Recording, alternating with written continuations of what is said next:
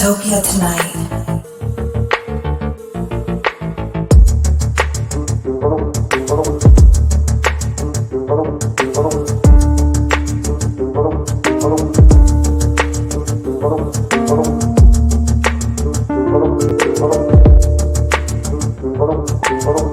Fuck out of town! Fucking treasonous pieces of shit! Dystopia tonight.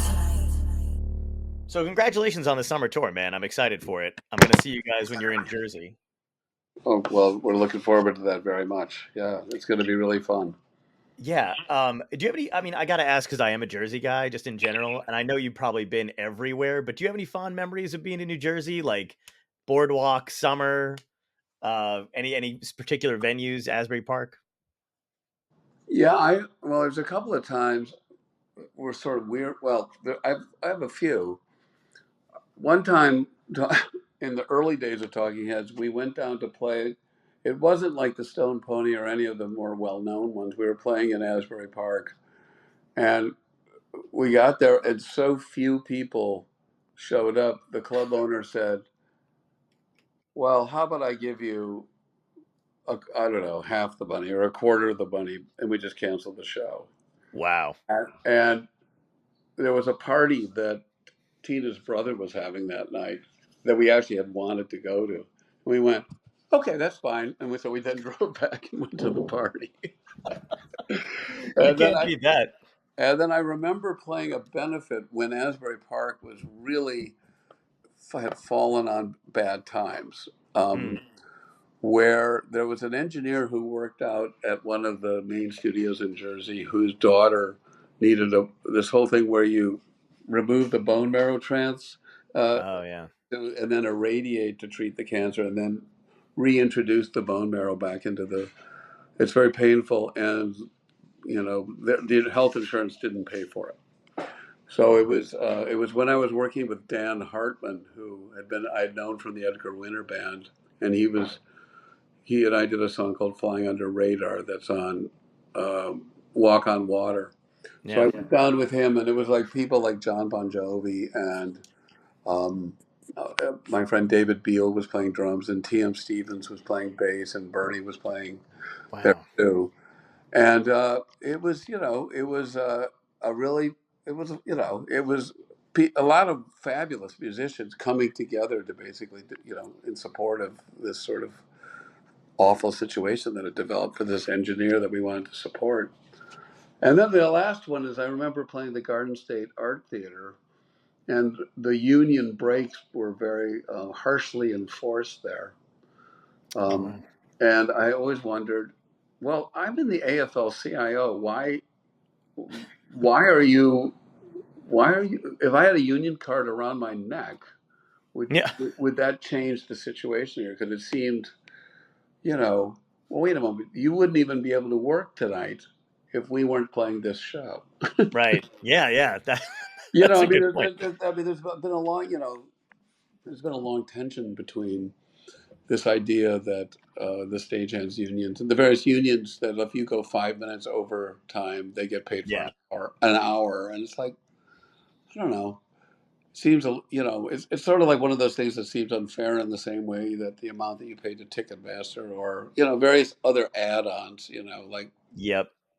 why are why are people I'm a big believer in unions and big believer in the Same. you know wielding some power against corporate entities, but sometimes like it's like, well, we're the little guy that's getting hurt in the process. So anyway, Right. so I remember that being very New Jersey is a very strong union state, and kind of running into that there. So those are, and I remember also playing the Latin Casino down in Cherry Hill a number of times, Yeah. and those were great shows, really great shows. And I remember playing that with Remain in Light, you know, with the band in that tour for Remain in Light. So yeah, Yeah, I was just in Atlantic City with Jay Leno, and he had a couple great stories about the Latin Casino. And ever since then, I swear to God, the Latin Casino has come up with almost every guest I've had on when I talk about New Jersey. So it must have been a great place back in the day. I have no idea. yeah, Well, it was really quite something. I mean, I always loved playing these places that went back to a time, Frank Sinatra played here. Yeah. Hank Williams and Country Bob Wills played here, like in, Kane's Ballroom in Tulsa. Those places really, but they sort of drove home that I was sort of in the big leagues, that I was playing the same places that these sort of icons from yesteryear had played, was really exciting to me. And so the Latin Casino, qualified as that. The last time I think I played in New Jersey, I played at a college. Is it Bergen, or I don't know, a college in northern New Jersey we were doing songs of Arthur Russell, Oh and then wow. I did a lot, and then solo songs. My son was on drums, and my daughter was singing with me. This would have been a good at least 10 years ago or 12 years ago. So excited to be back. Yeah, no, that's gonna be great, man. It's funny that you say about kind of the impact and the influence you guys had, because it is one of those things that I feel like a lot of people don't realize it's happening in the moment. But do you Yeah. know when it like of course when you're young and you're doing that kind of stuff and you're just starting a band, you don't know what kind of impact you're going to have. But at what point in your careers, when you're doing all this amazing work and the band is clicking and all this stuff is happening for you guys, did you feel like, okay, we're shaping the way people do music? You know what I mean? We're influencing other bands. Like, does that come in at a certain point, or does it just something you think of retrospectively? Well, I think that even the moment I joined Talking Heads, I was absolutely knew that we were going to have a sort of cultural impact. Wow. I had, it was to me, it could have been sort of, very important in what let's say we'll call the underground or the avant-garde, but I had no idea what it would become on a commercial level. Mhm. And then it was over the years and really of doing a lot of hard work of touring, and the success of Take Me to the River on actually AM radio, not FM radio, Right. interestingly. Um, but I realized that we were getting a wider and wider audience, and of course, I could see the audience growing.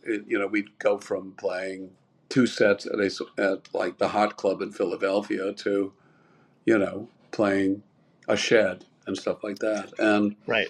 it was, but again, I knew that we were having a lot of influence on other musicians as well as a certain kind of, you might say, thought leaders in the artistic community.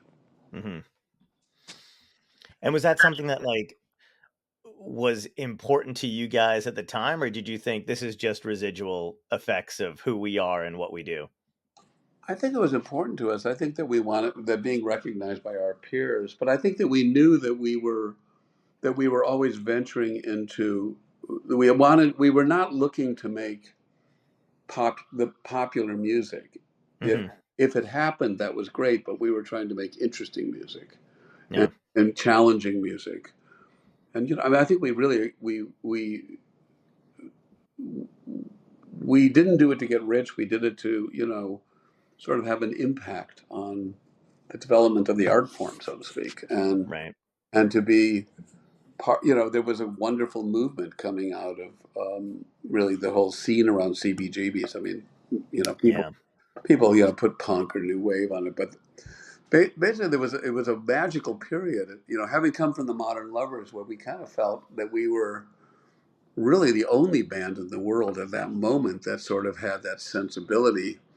There was something great coming to CBGBs, and as diverse as you would say, if we're talking about the four bands that sort of in the beginning, uh, television, the Ramones, Talking Heads, and Blondie.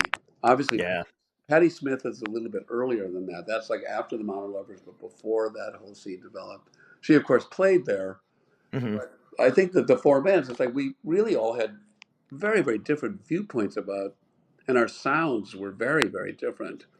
But because the record companies were ignoring this scene, I think everyone who was a member of that scene went, I like all of these bands, and I like their sense of experimentation, and everybody shared uh, a desire to get away from the pomposity that was sort of had taken over in rock and roll, with bands. This is not to say these bands are bad, but like bands like Right. Yes, Emerson, Lake and Palmer, and much of the prog rock scene had gotten to the point that it seemed what I would call mannerist. Did Hmm. you really need a 15-minute solo with organ followed by another 15-minute bass solo followed by, yeah, there was virtuosity in the players, but it had lost some kind of direct connection with the audience, I felt. And I think that all the bands coming out of CBGBs were trying to get back to that sort of more elemental, what early rock was about, Yeah. singing songs about things about real life experiences that, teenagers and young people feel, and expressing it as quickly and but often as dramatically as you could, and using whatever you had at hand, and not worrying about the complexity of arrangements. We, of course, then did get quite complex with the album with Remain in Light, and went on of adding, layering lots and lots of instrument. That was kind of the whole idea of that record. So, but it's Yeah. not, but it wasn't the same as what I would call that prog rock was doing. Yeah, I mean, just to touch on a couple things that you said just about the collaborative spirit that you guys had, because you weren't really, like you said, widely recognized by the industry, and a lot of stuff that I just started watching a bunch of documentaries about music and from that time and stuff too, and the way all of you seemed to talk about it was like you really did have a genuine interest in who was coming through, what other bands were coming through, what kind of experimentation were they doing, and there was appreciative of that. Did that feel like, did you guys lift each other up in that way? Like it was that you know kind of, do you think that was how you guys wound up all getting seen, kind of word of mouth and supporting the other groups? Yeah, I mean, I think it's sort of like the Beat generation. It's like, Yeah. there's a poetry scene in New York, and you hear about the poetry scene in San Francisco, and we'll go to the Hungry Eye and go to City Lights bookstore, and you know, here, tell them me. When you meet Lawrence Ferlinghetti, tell him you know me. Yeah, yeah. Stuff like that. I But remember. that's, I yeah, remember. that's so true though. Oh, sorry, go ahead. Yeah, I remember going over to Per Ubu's house with David. Mhm. David was very organized. So he would write letters to people to start a correspondence with people. And Oh, I that's the remember we went best. over to a party that the residents were having, and we met Right. them without their masks on, but they didn't ever reveal their Identity. who they Yeah, were in yeah. the band. And I was actually in the film about the residents, Wow. that Don Hardy did. It's so weird now because even for comedians, and all my other musicians friends and stuff, I'm not saying it's harder, it's just different with social media. I envy kind of the generation that you guys all came up with, because it seemed like you could kind of be very experimental and kind of take the time to, find yourself without having to worry so much about posting and online content and promotion. But do you think that perspective's a little off? Do you think it's just another challenge that we all have to face, or did you guys have to do, I guess, a different type of promoting and promotion? Because to me, it seems like, you know, artists back in the day really got to concentrate and focus on their art and not necessarily who's following them and likes and stuff. You know what I mean? Yeah, yeah. Well, I couldn't agree with you more. Oh, sweet. Um, I mean, I think actually to a degree it began with MTV, and you had to make videos. I mean, we Ooh. fortunately had all had art, sort of artistic backgrounds, so it was really natural to make make videos. But I think for a lot of bands, they made videos where it was somebody else's vision, and they seemed like bad actors, or they seemed, it did not enhance your sense of the band. And one of the other things about videos is that when you listen to a song, you create a picture in your own mind that sometimes sort of migrates over time. You listen to the lyrics and you have some new insight about it. Now you're picturing it a little bit. Let's say it's about a relationship, and you're picturing it, and you go, "Oh wow, I never thought." It just shows how poorly I listen to lyrics. I had heard the song "It's in His Kiss" as "It's Cindy's Kiss," and and I, and I was talking to my wife about it. No, it's just Cindy's Kiss. And she goes, "Well, who's Cindy? They never talk about her in the song." I went, "Well, that's true." I always heard about it. Heard it. That's how I heard it. Anyway, videos had the tendency to uh, uh, make to lock in a particular vision that you connected to the music, Yeah. and so to a degree they limited you. And I think social media only takes that further, right? I also think that you know it's some people love social media and are good at it.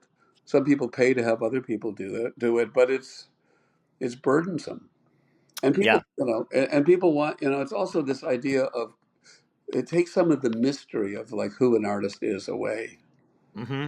And I think that mystery, I think it was better when you read about it in fanzines and magazines. And I was wandering around New York, or I ran into Tom Verlaine at, um, the B&H, what was it, Dairy on Second Avenue, and Yeah. Yeah. just you go like, well, what, oh, what's, oh wow, it's kosher food. It's like, because it's like there's a, that's why it's a dairy bar. And like, I'm just, and then people wanted to go visit there. I mean, I think New York was just idiots to allow CBGBs to close, Yeah. because I mean the amount of just Japanese tourists that would come to New York to make a pilgrimage to CBGBs Hmm. was a great, it was a great benefit. And I think, it's not only the Carnegie Halls or these other famous structures that are why people come to visit something. Sometimes it's, I think the closest thing to the Cavern in Liverpool was a place we played called Eric's in Liverpool that was down like 3 flights of stairs, and it was hot and sweaty. But, Hmm. I bet you people would really have liked to have gone to the place really where the Beatles started, Oh yeah. rather than something that was like it.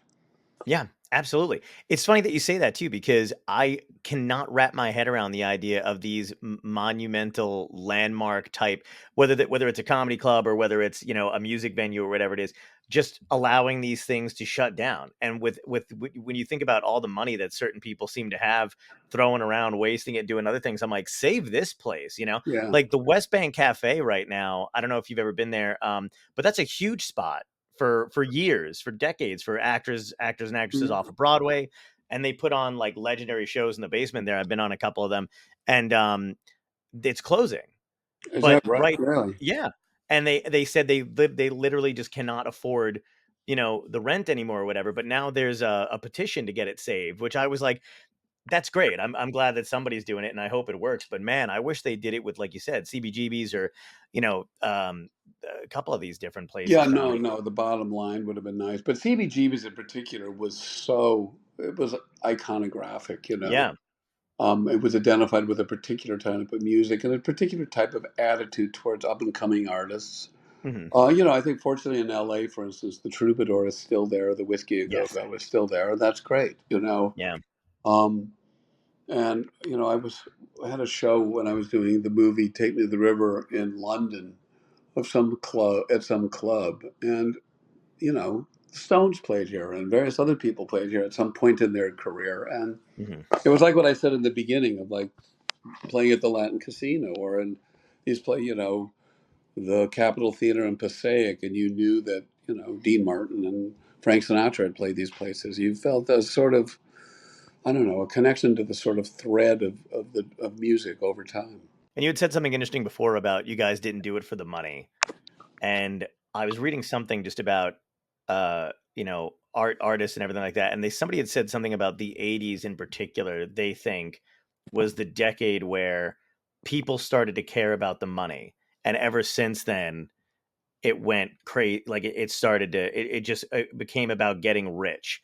Do you see the same kind of, I mean, do you feel that that's something that's changed in what people seek as opposed to art? Or I don't, you know, I think it's harder now to make a living doing it maybe than it was. Yeah. Um, Well, I think that you had the rise of CDs then, mm, which and there was the record company started to push for um, you to have a mega success. Like people right. started to sell 10 million records, and whereas that had been, when I think when Frampton Comes Alive sold 10 million records. It broke. That was the first album that ever did it. And like by the time you got to the 80s, like, you know, each record company was really dependent on 4 or 5 artists selling over 10 million Hmm. every time they made a record. So then what happened is that the record companies became far more trying to influence you, and also to sort of squeeze as much out of an individual record. You ended up sometimes going around the world touring twice, Wow. and that then it started to be like 2.5 years between records. And I'll take a record I produced, like Throwing Copper, which was like completely qualifies as one of those mega records. Hmm. When they went back to make another record, it's like, well, if your fan base were sophomores in high school, they're on their way to college now. Why would they be listening to the same music? Right. And you know, and so as I said, I think we were very fortunate that we were around the time where people tried to make a record every year, and no one wants the same record. So people wanted diversity. They wanted you to experiment it. They wanted something like that, and then so you built up a audience that, you know, you go like, oh, I really like this period of the band, or I really like this record. You know, I mean, when the Beatles did, you know, Rubber Soul, is like, you know, there were people that were maybe that was like their favorite record because it was gentler and folkier, right? And then, Sure.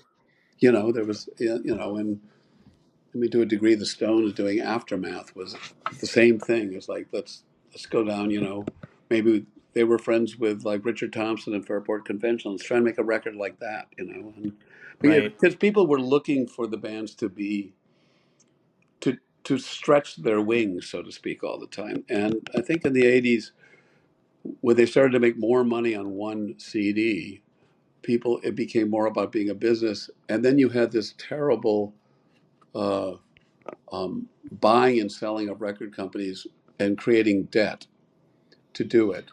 And they mistakenly thought that certain things that were happening with the rise of CDs would go on forever. And so, you know, I mean, just the merger of Time and Warner Brothers, that would, because I think it was Charles Bluthorn came in.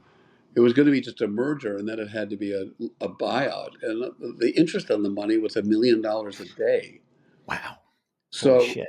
so this completely changes the idea of like allowing artists to develop over a number of years. It's like, how do we make our quarterly, you know, marks? How do we pay the interest and make it look to our stockholders that the stock is growing? It spoiled movie making as well. You know. Yeah. So you got this tour coming up, and again, like I said, I'm super excited for it. But is there at this point in your career, are you more excited about the performing, or do you just love the hang? You know what I mean? Like you get to see, you know, you get to collaborate and see other musicians maybe you don't get to see all the time, people you haven't seen for a while. Like, what's the most exciting part about it for you? Well, I think it's being back on stage. Adrian, Hmm. a long friendship. It's delightful to be playing with him. I have such respect for his playing. So Yeah, unique. And I think it's a great band, and we've just been having great shows, and it's just fun. The audience, I can tell, is they've missed s- seeing this music performed by someone who knows how to do it sort of faithfully to the original inspiration. And so it's been really a delight. that's great, man. And what's the back? You know, what's the green room situation like for you guys? I mean, are you just sharing stories? Are you telling, you know, like how's that like? Give me a little insight into the back room. I think it's pretty, um, the tours are pretty um, grueling. It's, it's a 5 hour drive from Portland, Maine to how do you Rahway, New Jersey? Is that how you pronounce it? And Yeah, Rahway. so you're going to get there. It's really about getting the job done and having enough energy to play the show and try and do your vocal lesson somehow during the day and warm Sure. warm up properly. So it's a lot. But it's also we've been doing this now for quite a few years, so we're all really good friends and get along. Many of the musicians are on a bus, so they're having the experience of just of being together on the bus all the time. But the bus isn't big enough for all of us, so Adrian and I have to arrange our own transportation. Oh, no way. Oh, do you miss? Do you? I mean, that's I don't know. I would love to ride on a bus, but maybe after years of doing it, you're like, you know what? That's fine. I mean, it would have been fine if there was. I mean, Room, my wife travels with me, and I would want her to be there, so there'd have to be room for both of us. I mean, right? we enjoyed bus tours, but this is fine. Sweet. I got to ask you the last three questions that I ask every guest that's been on the show. So, first one is, if you can go back in time and talk to your younger self, what piece of advice would you give yourself that would help you today?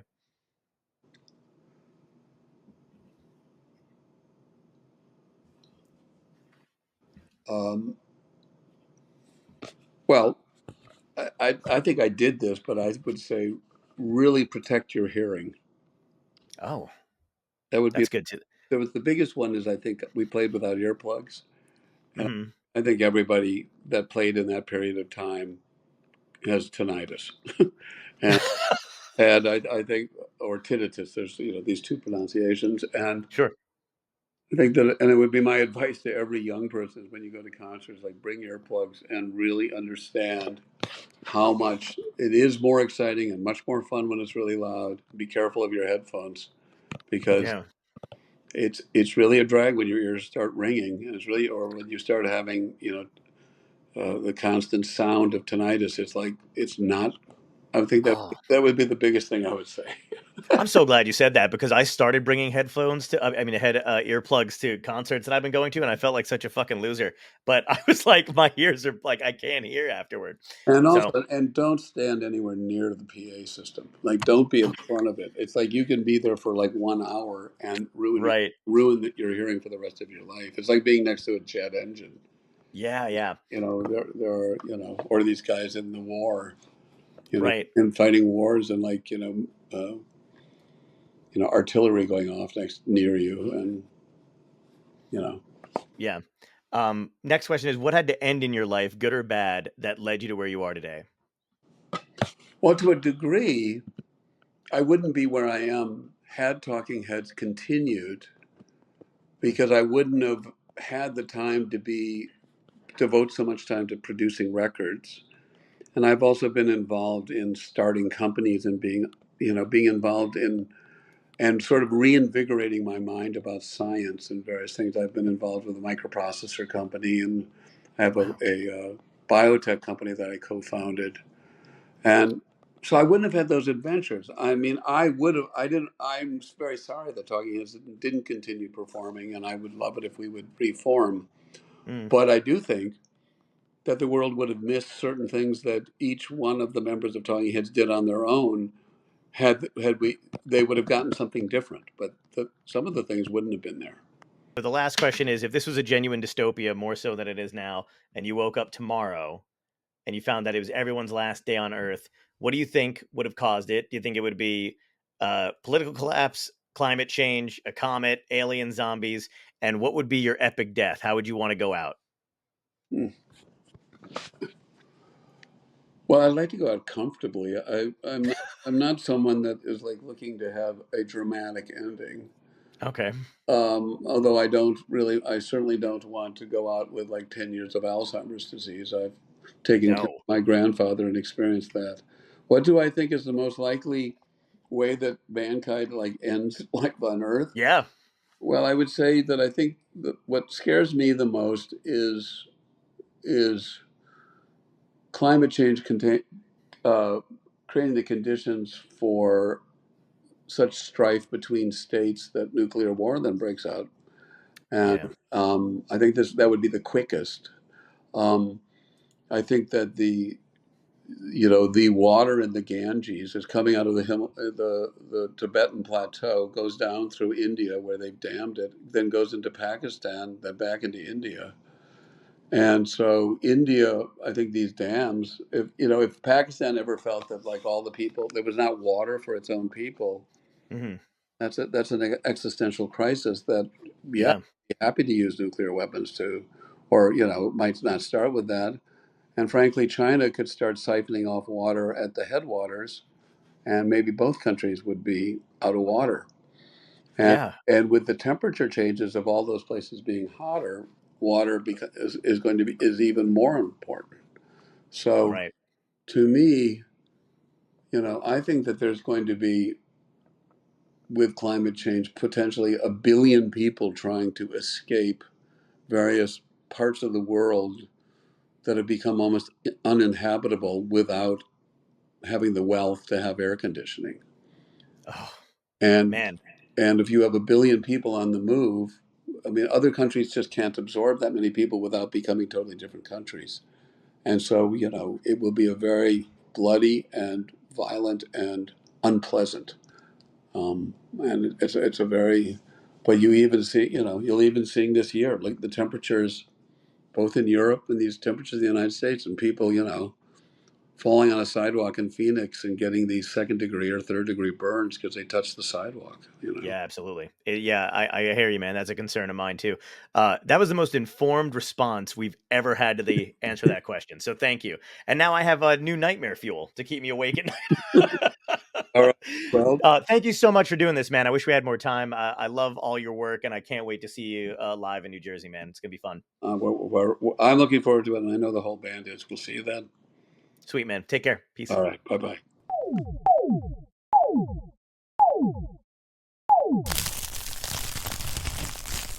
Dystopia tonight.